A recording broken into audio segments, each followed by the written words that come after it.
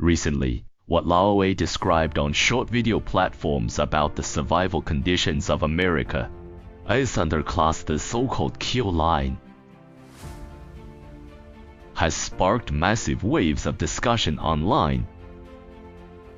When people see descriptions of street zombies, fentanyl, and the idea that once you fall, society will quickly dispose of you like trash, many young netizens don't respond with "so that's how it is."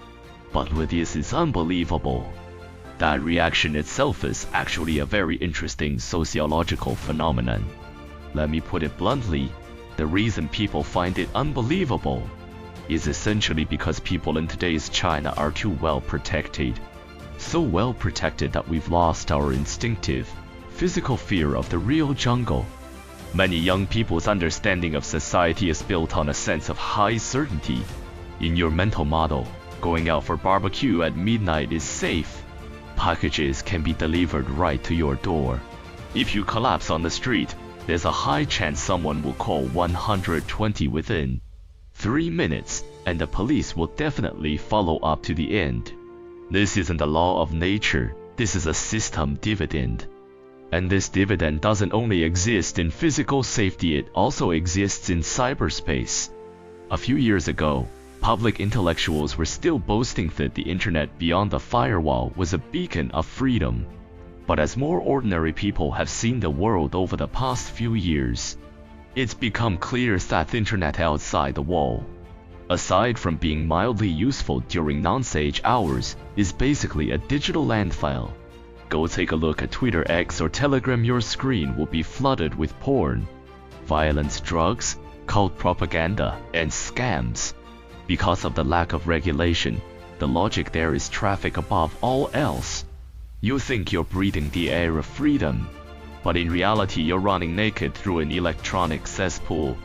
By comparison, domestic internet regulation actually filters out an extremely chaotic and aggressively hostile environment for you. So what exactly is the kill line? What Laoway calls the kill line has a colder term in sociology: social Darwinism. Under the logic of extreme capitalism, people are reduced to assets. If you can generate value, you're middle class, enjoying coffee, lawns, and health insurance. But if you can't generate value and instead become a burden on society, the system activates its automatic cleanup program. Take a look at Kensington Avenue. Search for videos of it. The streets are full of drug addicts, bent over, heads hanging low, shuffling along like zombies. Does the US government do nothing? It does something, but the approach is zone governance. As long as you rot within this neighborhood, as long as you don't affect property prices in wealthy areas, as long as you don't offend taxpayers' eyesight, your lives and deaths are nothing more than numbers in statistics. That is the kill line. In the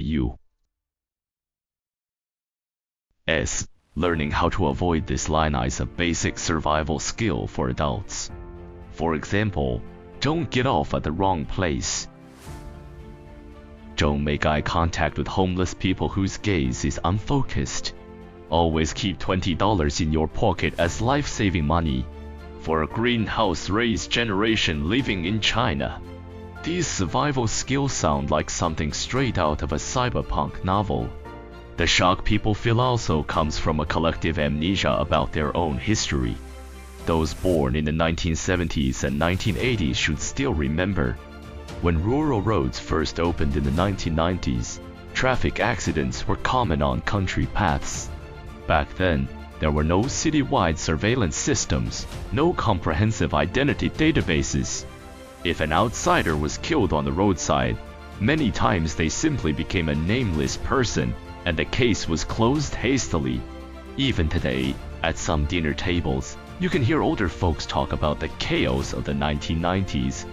Rampant theft, home invasions, highway robberies on buses, tour groups forced into spending traps, and so on. The social risks back then, compared with today's American underclass, aren't easy to rank as safer or more dangerous. Back then, social sentiment was also obsessed with worshipping the West. Scar literature from public intellectuals was everywhere, and foreigners enjoyed higher social status. As a result, smuggling oneself into the United States became one of the social options at the time. Even if you died on the boat or died below the kill line, few people complained. If you succeeded and returned home, you could still bring honor to your family as an overseas Chinese. But China developed too fast. So fast that in just 30 years, we leapt from a rough, lawless world into a greenhouse society can't bear to see the poor suffer. This transformation has, to some extent, disconnected young people's values from the brutal reality of social Darwinism. And the most lethal manifestation of that disconnect is the blind optimism Chinese tourists have about foreign environments. Many people directly project China's sense of safety onto other countries. They believe the world is harmonious because they believe human nature is inherently good. As a result, in Southeast Asia, Laos, Thailand, Cambodia, many people trusted high-paying job offers, were tricked into KK compounds, and paid the price for their naivety. In Europe, they stroll through Paris holding the latest iPhone, only to be taught a harsh lesson by motorcycle thieves in seconds. What they fail to understand is that the sense of safety at home is built on extremely high governance costs and institutional guarantees. The essence of capitalism is profit. In that system, eliminating failed competitors and benefiting the remaining high-quality assets is perfectly normal capital flow.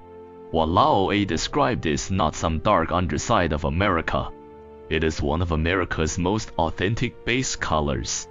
We are shocked because we are standing on a mountain peak, while forgetting that the foundation beneath our feet was built by generations who filled countless ravines to make it possible. The world has never been gentle. What's gentle is the moat behind you.